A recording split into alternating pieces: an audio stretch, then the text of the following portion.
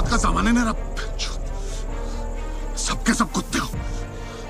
Halo teman, selamat datang di channel Geng 05. Ya, benar sekali, di video kali ini saya akan kembali menceritakan alur cerita film India. Dan film yang akan dibahas kali ini berjudul Kutte. Oke, tanpa banyak berbicara hal yang gak penting karena ini konten movie storyline, jadi kita langsung masuk aja ke alur filmnya. Punch!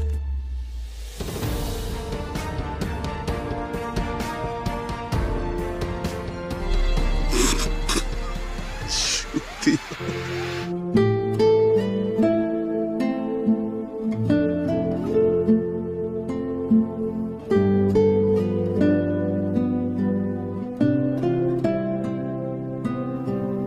ini dimulai pada tahun 2003 di sebuah kantor polisi Bamragat.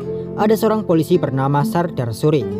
Lalu ada seorang wanita bernama Laksmi yang merupakan anggota ekstremis pemberontak yang menginginkan kemerdekaan bagi kaumnya dari India. Laksmi yang tertangkap ditahan di kantor polisi Bamragat. Sardar lalu berbicara dengan Laksmi dan memberikan minuman dan rokok. Kemudian datanglah seorang ketua polisi di kantor polisi itu yang ingin melecehkan wanita pemberontak tersebut. Sardar mencoba mengingatkan atasannya bila itu tak boleh dilakukan. Itu tidak benar, ucap Sardar. Namun kepala polisi itu malah marah dan memukuli Sardar. Sardar pun tak dapat melakukan apapun karena ia hanya polisi biasa dan ia tak bisa melawan atasannya. Tiba-tiba saja pasukan pemberontak datang ke kantor polisi itu dan berniat membebaskan Laksmi. Pasukan pemberontak yang datang dengan persiapan mampu mengalahkan para polisi dan semua polisi di kantor itu dibantai. Kecuali satu polisi yakni Sardar Suri.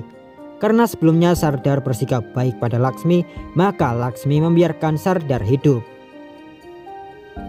13 tahun kemudian, Sardar sedang berjaga di depan kamar hotel, di mana atasannya sedang bermain dan tiba-tiba datanglah seorang mafia bernama Narayan Kobre. Atasan Sardar yang bernama Gopal pun terkejut karena pintu terbuka dan ada Pak Narayan dan anak buahnya. Pak Narayan lalu berbicara dengan Gopal. Ketika itu Pak Narayan bertanya berapa banyak Surti membayar Gopal. Surti adalah mafia saingan Narayan Kobre. Oke, jadi ceritanya Gopal dan Sardar adalah dua polisi korup yang bekerja untuk mafia seperti Narayan untuk mendapat uang lebih. Namun Gopal bukan hanya bekerja untuk Narayan, tapi ia juga bekerja untuk Surti. Pak Narayan yang mengetahui kedekatan Gopal dengan Surti lalu ingin menghabisi Gopal. Tapi Gopal langsung meminta maaf dan memohon agar ia tak ditembak. Gopal juga memberitahu berapa banyak ia dibayar oleh Surti. Dan Gopal bilang ia akan melakukan apapun untuk Pak Narayan bila ia dibebaskan. Pak Narayan pun setuju dan ia menyuruh Gopal untuk menghabisi Surti dan anak buahnya bila ia ingin hidup.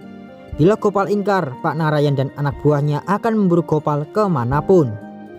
Gopal dan Sardar lalu ke tempat Surti, di mana saat itu Surti dan anak buahnya sedang berpesta. Gopal dan Sardar yang bekerja juga untuk Surti tentu bebas keluar masuk ke tempat Surti menggunakan senjata. Kedua polisi itu pun langsung menembaki orang-orang yang ada di sana. Surti dan anak buahnya yang tak membawa senjata dengan mudah dihabisi oleh Gopal. Setelah membantai orang-orang di sana, tersisa satu anak buah Surti yang masih hidup. Anak buah Surti itu mengangkat tangan dan memohon agar ia dibiarkan hidup. Anak buah Surti itu bilang jika Gopal bisa membawa semua narkoba yang dimiliki oleh Surti jika mau. Narkoba yang bernilai jutaan rupiah membuat Gopal tergiur dan ia pun membawa narkoba tersebut. Truck से ही छोड़ देंगे तो सबको लगेगा कि नाजियन से सुरती की डील में कुछ लफड़ा हुआ होगा. शूट आउट हो गया. पागल है क्या? दो कोके का माल छोड़ दे. Saat di jalan, Gopal meminta agar Sardar tak perlu khawatir tentang narkoba yang mereka bawa. Lagi pula walaupun mereka bekerja untuk mafia, mereka tetaplah seorang polisi. Tapi tiba-tiba jalan ditutup oleh beberapa polisi. Gopal yang menggunakan mobil polisi pun dimintai tanda pengenal dan diperiksa. Apesnya mereka berdua, karena narkoba jutaan rupiah itu disita dan karena mereka menghabisi mafia Surti, mereka berdua ketahuan jika bekerja untuk mafia Narayan. Karena sebenarnya tidak ada perintah atau misi untuk menyusup ke dalam geng mafia-mafia seperti itu. Jadi Gopal dan Sardar yang ketahuan ditangguhkan dan diskors. Lalu tiba-tiba datanglah teman Sardar yakni Manohar. Manohar memberitahu Sardar dan Gopal bila ada seorang inspektur bernama Punam Sandu yang dahulu menjadi atasan mereka. Ibu Poonam akhir-akhir ini menjadi favorit komisaris dan ia ditugaskan di Mumbai. Manohar menyuruh temannya itu untuk mendekati Ibu Poonam agar kembali mendapat pekerjaan. Akhirnya Sardar dan Gopal menemui Ibu Poonam di sebuah truk yang sedang berpatroli dan mereka berbincang-bincang di pinggir jalan. Gopal bilang pada Ibu Poonam bila kemarin ia dan Sardar menemui Pak Rajiv dan ia bilang jika tak ada harapan untuk Gopal dan Sardar untuk kembali bertugas. Ibu Poonam lalu berkata jika Pak Rajiv adalah inspektur baru yang masih percaya dengan kebenaran dan kejujuran sebagai polisi. Ibu Poonam bilang ia sudah berbicara dengan atasan dan masalah Gopal dan Sardar akan dibereskan. Namun Gopal dan Sardar masing-masing harus membayar 1 juta rupiah. Tiba-tiba ada seseorang yang datang, ia adalah Harry. Harry adalah mantan polisi dan ia sangat dekat dengan Ibu Poonam. Akhirnya Harry dan Ibu Poonam berbincang-bincang di dalam van dan mereka membicarakan masa lalu mereka di kepolisian. Hingga akhirnya Ibu Poonam bertanya apa pekerjaan Harry sekarang. Harry lalu mengatakan jika ia bekerja sebagai petugas keamanan di sebuah bank dan ia menangani pengiriman uang untuk ATM. Ibu Poonam bertanya pada Harry berapa gajinya. Harry menjawab jauh lebih baik daripada seorang polisi. Gopal lalu bertanya bagaimana dengan resikonya. Pengiriman uang untuk ATM ada ratusan ribu rupiah.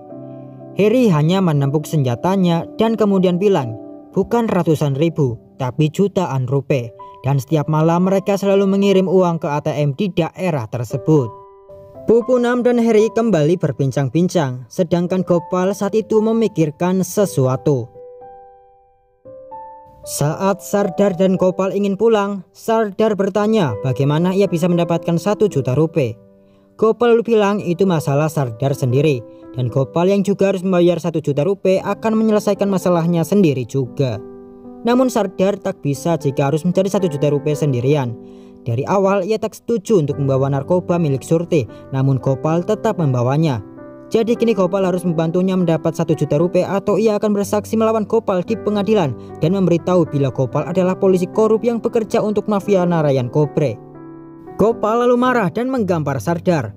Gopal bilang jika ia bisa menyalahkan Sardar dan ia akan mendapatkan dukungan dari banyak polisi karena ia adalah wakil inspektur.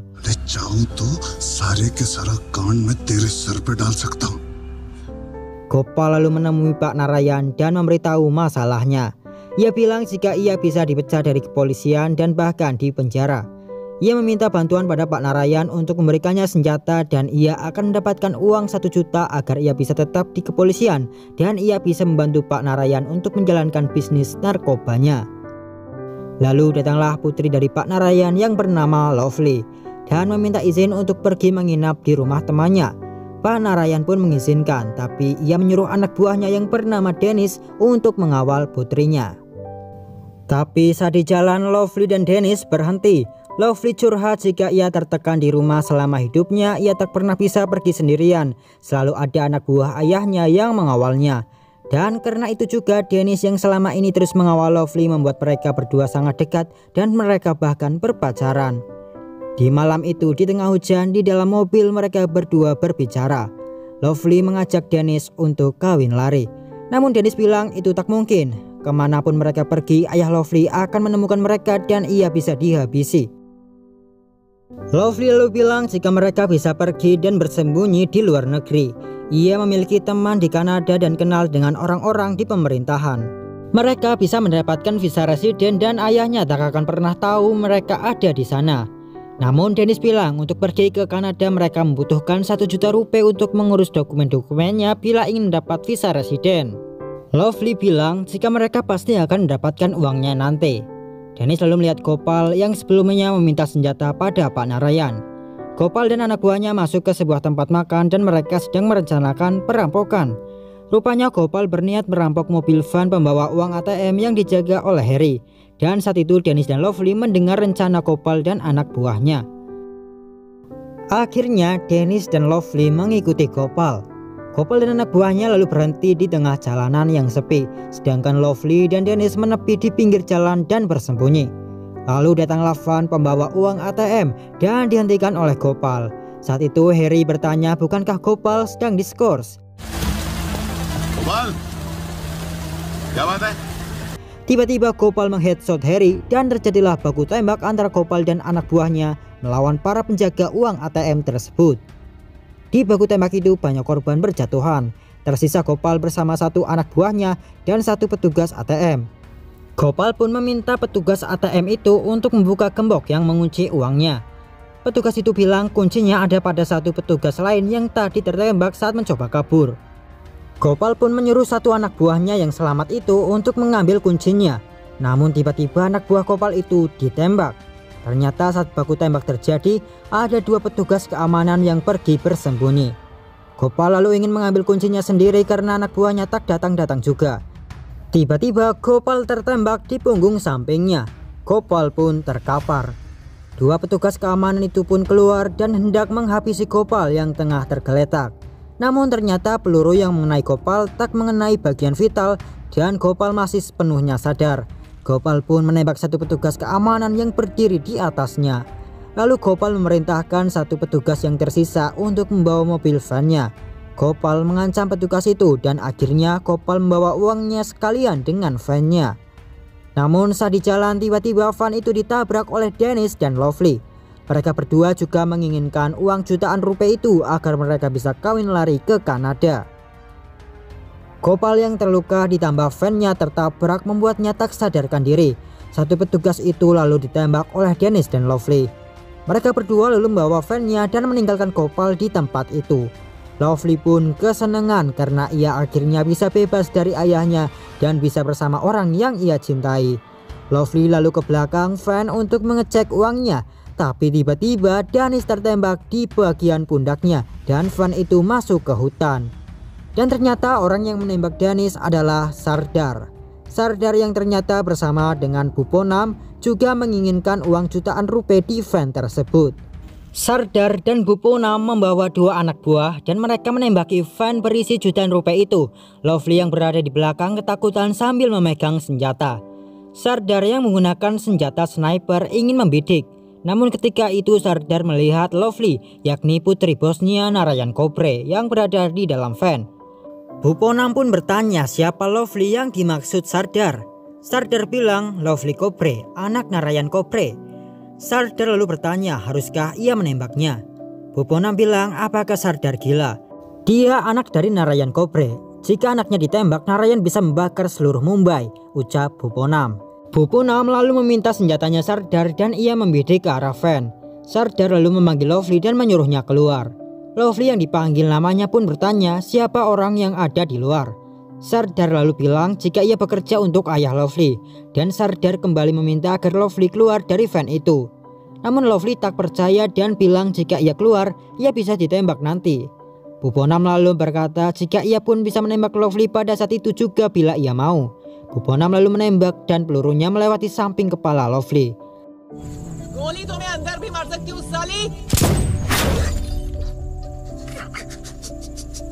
Lovely pun tak punya pilihan dan ia keluar sambil menodongkan pistol ke arah Buponam dan Sardar. Buponam lalu menyuruh Lovely untuk menurunkan senjatanya.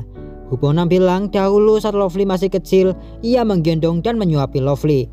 Buponam mendekati Lovely dan dengan tangannya ia menurunkan tangan Lovely yang mengarahkan senjata pada Buponam.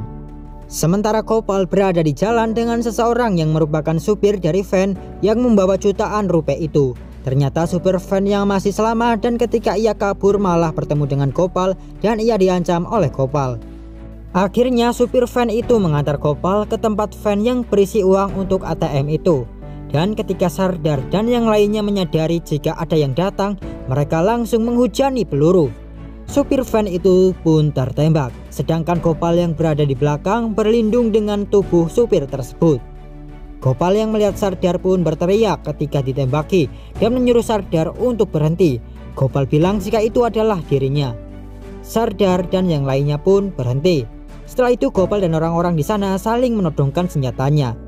Tiba-tiba keluarlah Dennis dan Lovely langsung memeluk Dennis karena ternyata Dennis masih selamat.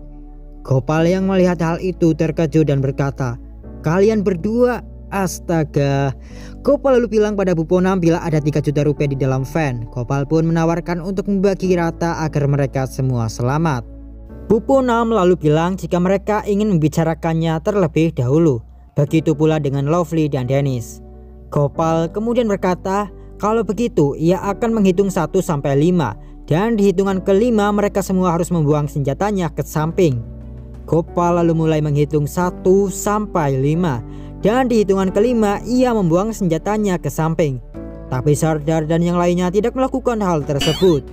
Mereka semua pun menodongkan senjatanya pada Gopal yang telah membuang senjatanya.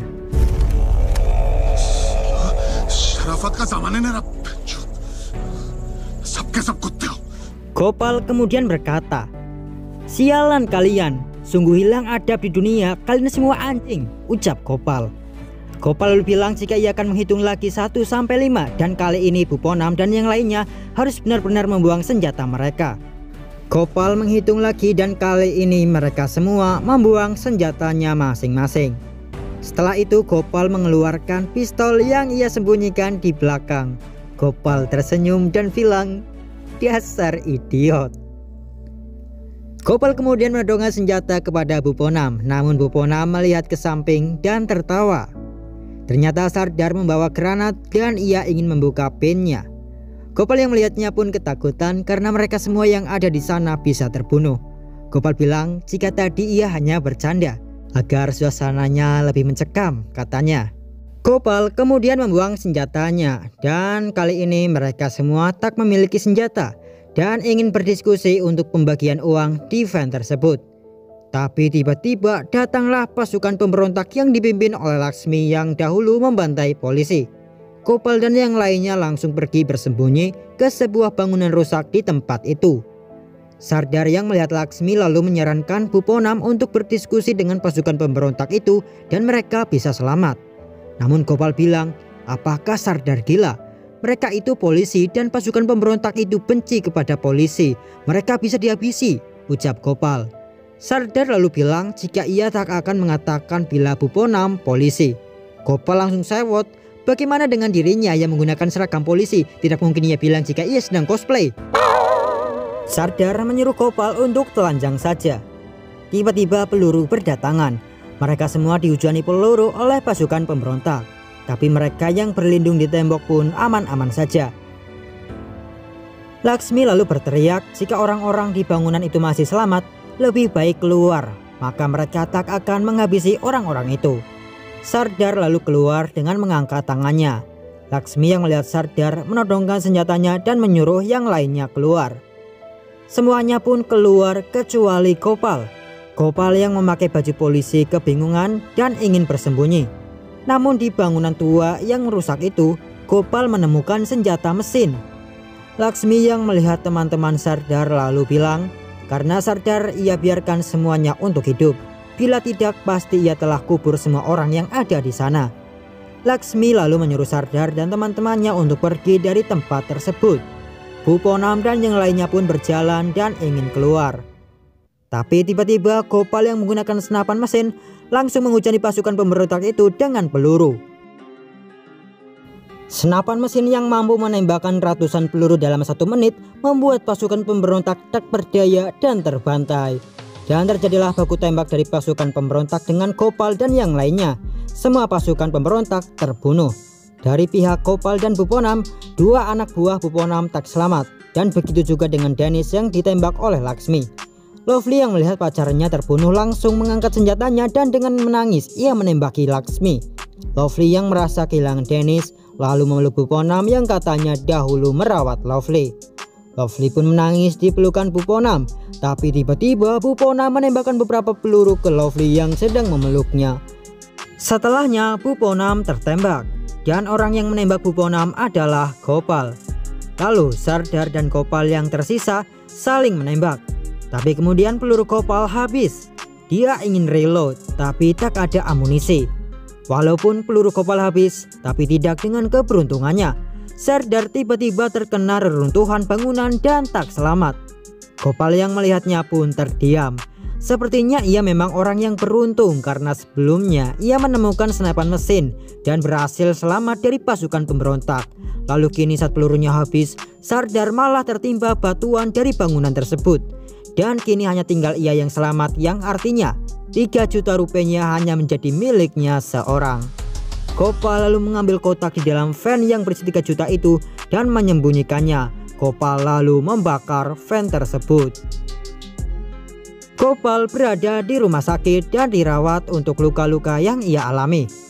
Gopal menceritakan jika ia dan teman polisinya akan pergi berpesta, tapi di jalan mereka melihat sebuah perampokan, di mana mobil van yang membawa uang ATM sedang dirampok oleh geng Cobre yang berisi 4 orang, yakni Lovely, Dennis, dan 2 orang yang sebenarnya anak buah Buponam.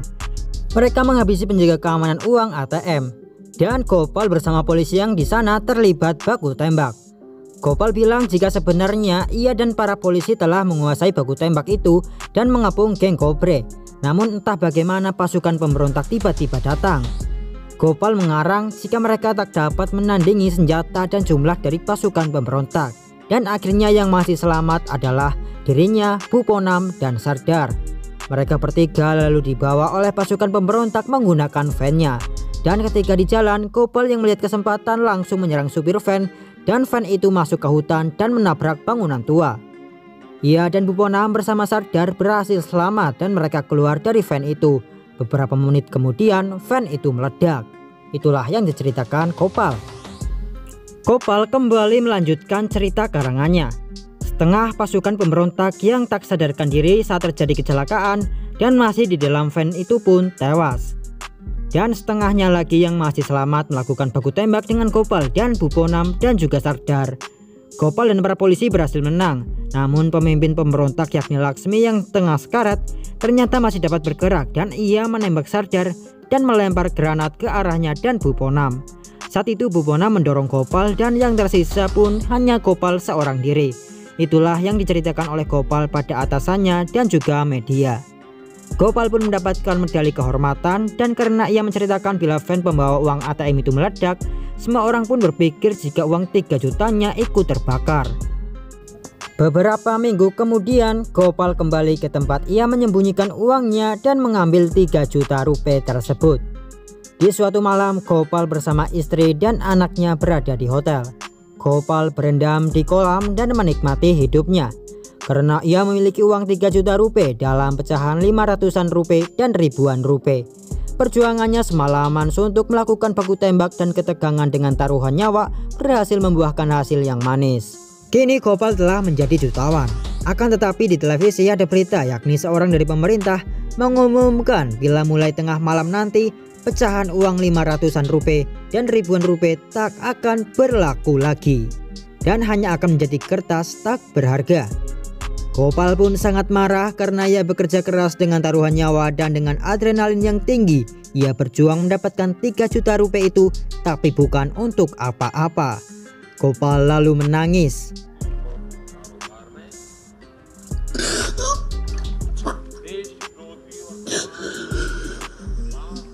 Gopal terdiam dan film pun berakhir. Baiklah teman, mungkin itu saja di video kali ini. Kita ketemu lagi di video berikutnya di sini Geng 05. Dan ya, seperti biasa, terima kasih untuk menonton.